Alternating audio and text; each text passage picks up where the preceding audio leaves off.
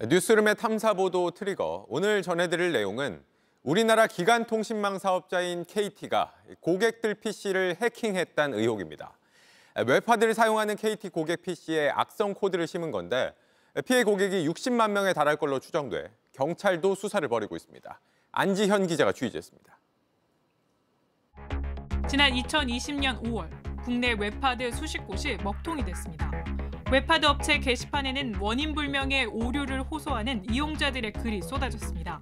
웹하드 서버를 통해 데이터를 받던 사용자들이 웹하드 서버가 아닌 다른 사용자와 직접 서로 데이터를 주고받을 수 있도록 하는 소프트웨어인 그리드 프로그램에 악성 코드가 침입한 겁니다.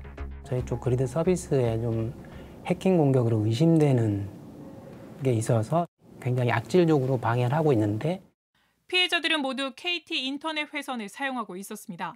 KT 사용자만 문제가 생기거든요. 사용자 PC에 악성 코드가 하는 일이 이상한 폴더를 만든다든지 아니면은 파일을 안 보이게 한다든지 그 웹하드 프로그램 자체를 완전 무력화시켜 버리는 거예요.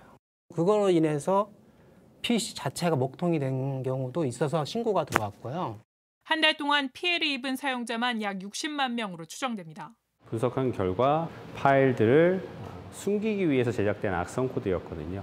프로그램 동작을 방해하려고 지속적으로 공격을 하는 행위 자체가 있으니까 그거 자체가 사실 해킹이라고 부를 수 있죠. 유저 입장에서는 피할 수 있는 건가요? 아니요, 유저 입장에서는 피할 수 있는 건 없죠. 원인 불명의 해킹은 5달 가까이 이어졌고 피해자들은 계속 늘었습니다. 20년도에 하루에 한 2만 개 정도 PC가 오염이 된 것 같아요. 그럼 한 달로 따지면은 얼마요? 한 60만 대? 이후 경찰을 통해 밝혀진 해킹 공격을 한 곳은 다름 아닌 KT의 데이터 센터 중 하나인 분당의 IDC 센터. KT가 직접 일부 고객들에게 악성 코드를 심은 셈입니다. KT 측은 웹하드 업체의 그리드 서비스 자체가 악성 프로그램이기 때문에 이를 제어하기 위해선 어쩔 수 없었다는 입장입니다. 하지만 KT의 데이터 센터와 본사를 차례로 압수수색한 경기 남부청은 KT가 통신비밀보호법과 정보통신망법 등을 위반했을 가능성이 있다고 보고 있습니다.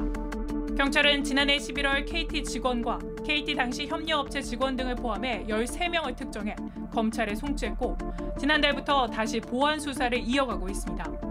이렇게 4년간 수사가 이어지는 사이 해당 업체 대표는 결국 회사를 그만뒀습니다.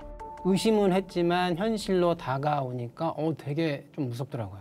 사실 KT는 국민기업이잖아요. 국민기업이 작은 회사를 상대로 이렇게 그다음에 일반 사용자 PC를 다 오염시켜 가면서까지 저는 왜 그러는지 사실 현재도 잘 이해는 못 하겠어요. 그렇게 대응하지 않았더라면 지금까지 밝혀지기도 영원히 미제죠. 예. JTBC 안지현입니다. 네, KT는 왜 고객들 PC를 해킹했을까요? KT는 웹하드 업체가 악성 프로그램 서비스로 데이터를 주고받게 해 이걸 제어하기 위한 조치였다고 해명했습니다. 그러나 이 과정에서 아무 동의나 설명도 없이 고객들 PC에 악성 코드를 심은 건 문제란 지적입니다. 계속해서 안지현 기자입니다. 과거 음악을 전송받았던 소리바다부터 최근 네이버와 아프리카TV의 비디오 스트리밍 서비스까지 모두 해당 업체의 서버를 거치지 않고 사용자 간 데이터를 주고받을 수 있게 하는 그리드 서비스입니다. 이는 업체의 데이터 전송료를 획기적으로 줄여줍니다. 저희가 없으면 통신사들은 KT는 연매출 수백억 이상의 매출을 올릴 수가 있는 거죠. 과거 웹하드 업체들과 KT는 소송까지 벌이며 불편한 관계였습니다. 망을 제공하는 업체 입장에서는 자기 망을 많이 쓸수록 과금을 할 수 있으니까 좋은 거잖아요. 그렇죠? 근데 그리드 사업자는 기본적으로 파일을 공유하도록 하면서 망 사용료를 낮출 수 있는 어떤 그냥 나름 보편적인 기술 중에 하나란 말이죠. 그러니까 이제 이해 충돌이 생기기 시작을 하는 거예요. 당시 재판부는 KT의 손을 들어준 바 있습니다. 충분한 망 사용료를 내지 않고 이용자들에게 그리드 서비스에 대해 구체적으로 설명하지 않았다는 이유 등을 들어 KT가 웹하드 업체의 트래픽을 차단한 게 부당하지 않다고 본 겁니다. KT는 이번에도 당시 재판 결과에 따라 그리드 서비스를 제어했다는 입장입니다. 하지만 당시엔 US 사이트를 막는 것처럼 IP 자체를 차단하는 방식이었지만 이번엔 악성 코드가 심어졌고 정작 피해 상당수가 개인 이용자들이었다는 게 문제란 지적이 나옵니다.